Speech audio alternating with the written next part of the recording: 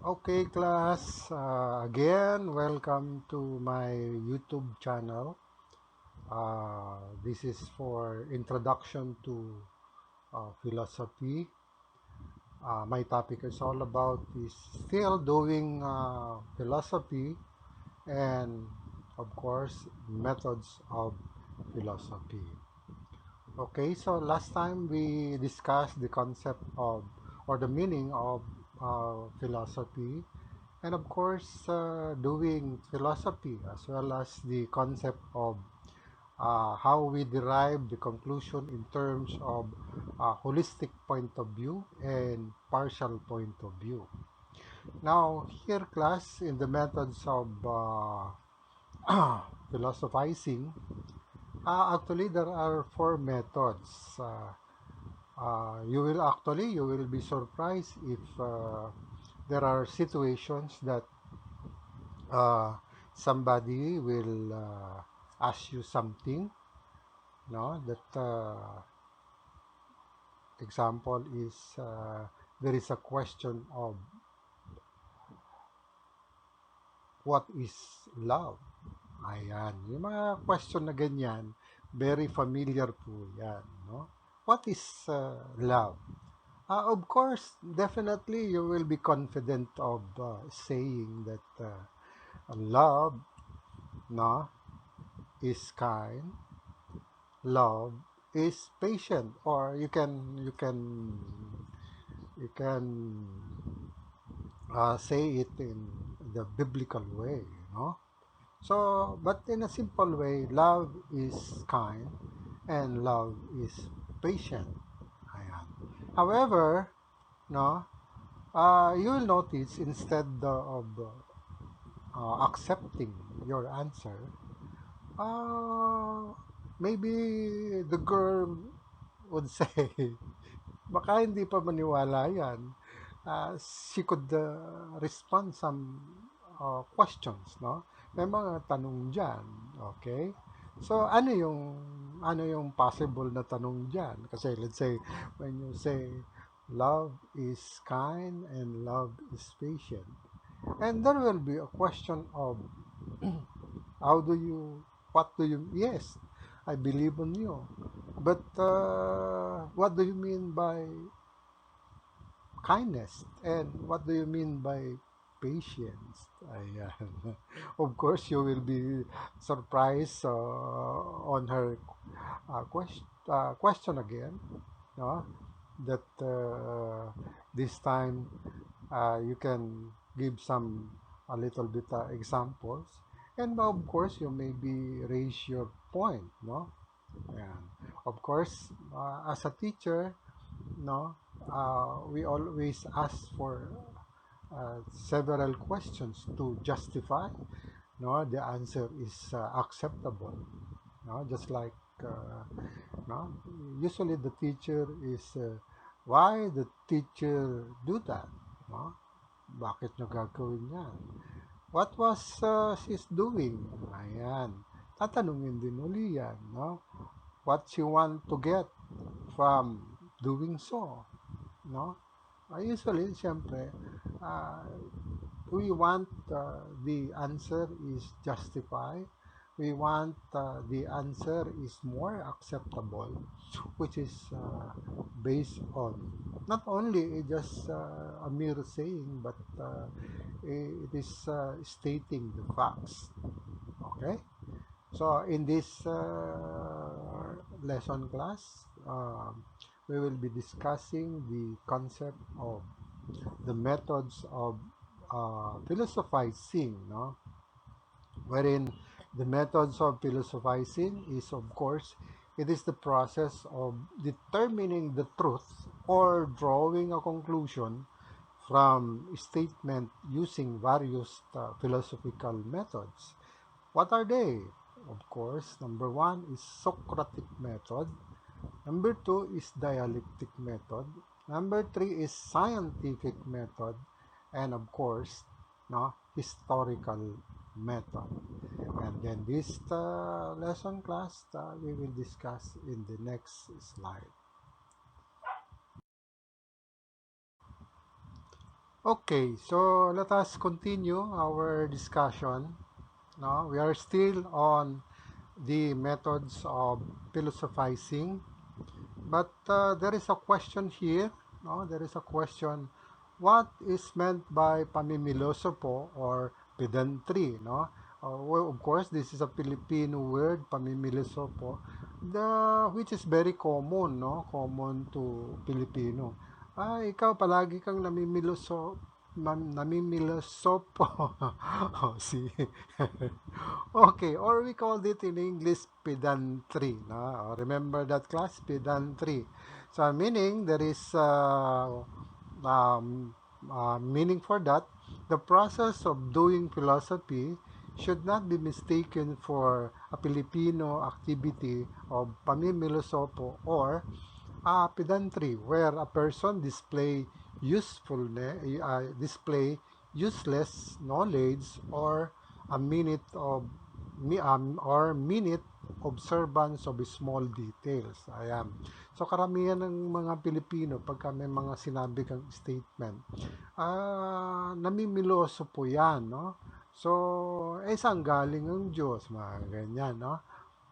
Saan galing ang bata? Paano ka naging tao? So, instead they can answer it in common sense, they utilize this so-called pedantry or pamimiloso po. Ayan. Okay, so let us go to the next.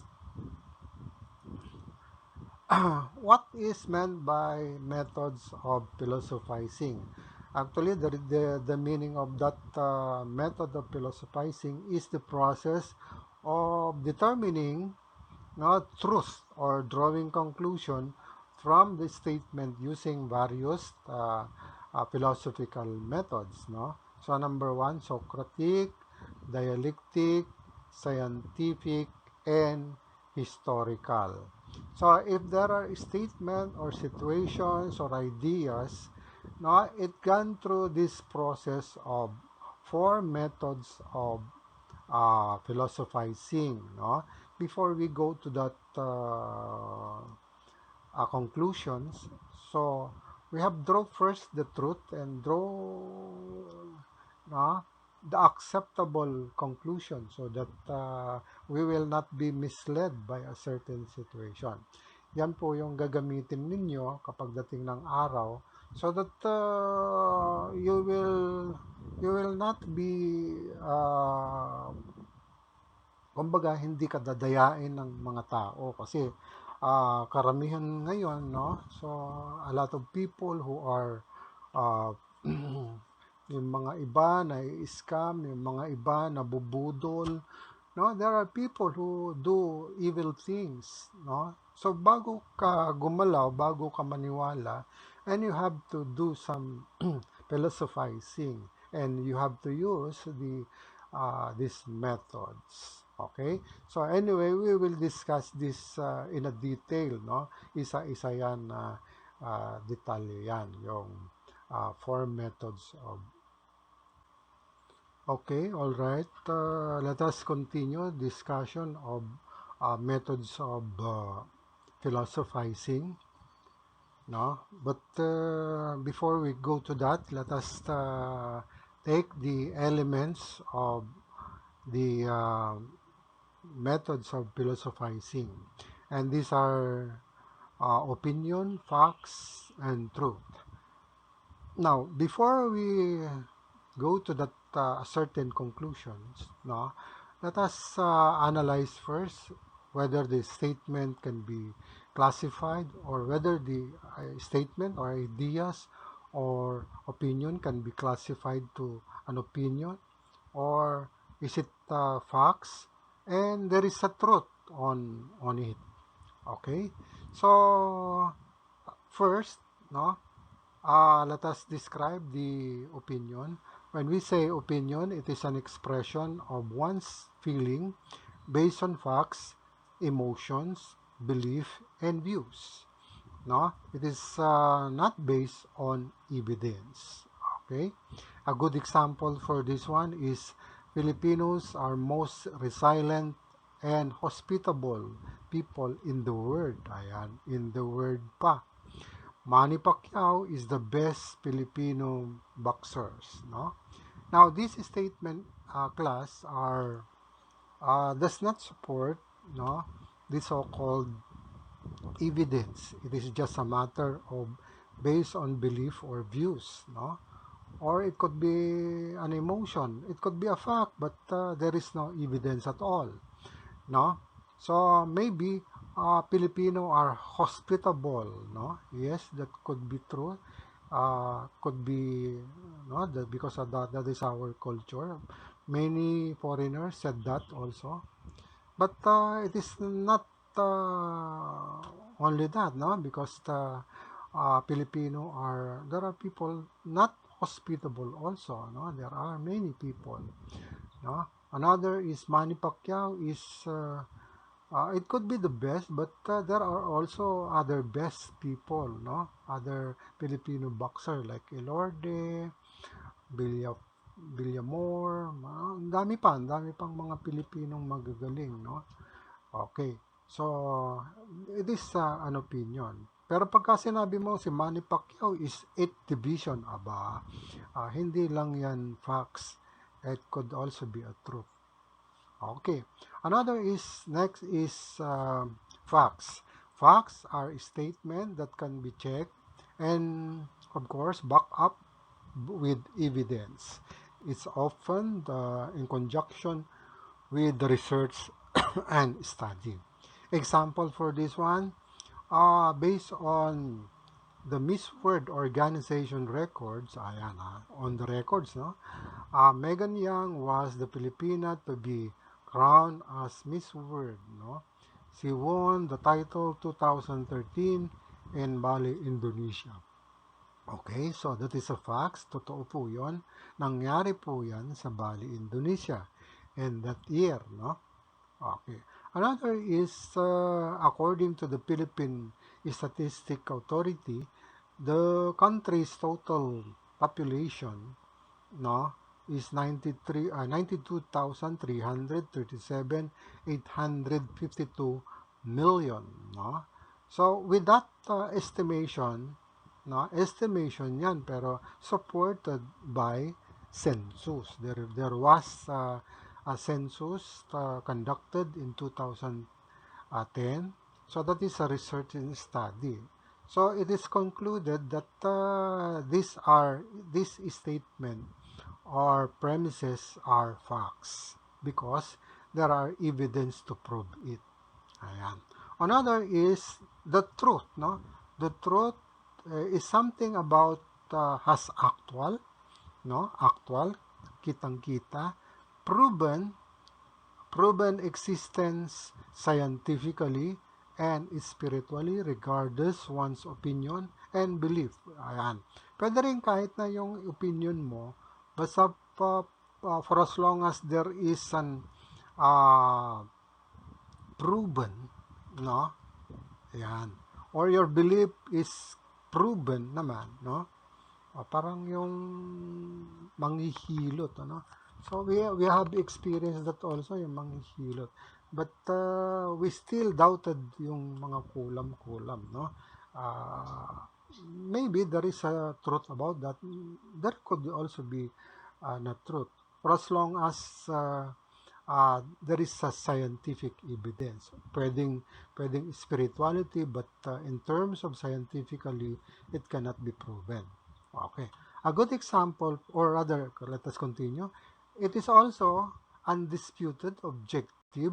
Pagka sinabi ng objective, meron siyang ebidensya. It could be a universal and constant, exact, and factual. Okay? A good example for this one is all things that can be seen are temporal. Lahat po ng mga nakikita natin ay temporal or temporary in nature. Ayan, totoo. Pagka nakita mo isang things or papel, mawawala din yan. Kahit na nga bakal, mawawala din. Yung yung bato, mabubulok din yan no? Okay. 2 plus 2 equals 4. And of course, that is an exact one. No? Another is Philippines has proven geographically and anthropological properties. Yes, totoo po yun. Is country South Asia. Yan, located yan sa South Asia. Totoo po yun. There is a truth about on that. In terms of geographic, there is a truth on that. In terms of anthropological, there is a truth for that. Okay? So, those are things that you have to consider in stating any statement, whether it is an opinion or it denotes that opinion denotes a facts or it could denotes a truth, no? Ayan. Okay. Okay. Thank you, partner Paul. No? Socratic method of philosophizing. No? You know, class, this is very common to teachers and lawyers. Ayan. Kasi palagi silang nagtatanong. Yung teacher palagi tinatanong. No? Let's say, well, very important naman, halimbawa, kapag kami pinakilala sa iyo, ay si Miss ganito, ay si Mr. ganito. So, siyempre, pagka sinabi niyo yung tanong, ano yung next na tatanungin mo? Ako si Sir Vic. Ano yung susunod mong itatanong? O di ba, sir, taga saan ka? Ayan. Tapos biglang sasabihin mo, doon ako sa Kamanang Riverside. Tapos pwede mong sasabihin na, kilala ko si, kilala mo ba si Kapitan na ganito, ganito? Ayan. So there's so many, there's so many questions to be asked, no? Kasi yun yung concept kasi ng Socratic method eh. Socratic method is to inquire or to cross-examine. Yung to cross-examine, yan, very familiar yan sa mga lawyers, no? Hindi ka nga titigilan doon sa korte yan kapag you will be cross-examined, no? So that's it. Also in philosophizing class, para you want to arrive the real truth is you have to inquire it and you have to cross-examine it. Ayan. Okay? Ayan. Okay. Sige. Thank you. The Socratic method, also known by the Greek term elenkos, that means to inquire or to cross-examine, is an exchange of ideas using Socratic questioning. Examples: a psychologist is trying to dig deeper into the story of his patient, who only mentions vague and general ideas. A lawyer is asking further questions about the suspect whereabouts during the crime because she is not entirely convinced by his alibi. A mother is questioning her son real reason for his excessive absences from school. The Socratic method has been emphasized to use statement deconstructions and creative questioning to delve deeper into an issue. It is a systematic process whereby random and ambiguous ideas are eliminated to reach a sound conclusion. Reaching an endpoint, therefore, would only mean that truth has been realized and new knowledge has been acquired. Regardless of how deep the probing process has been, the primary area of focus during the Socratic method would be the first statement. All succeeding statements are brought about to support or refute the claim of the initial argument.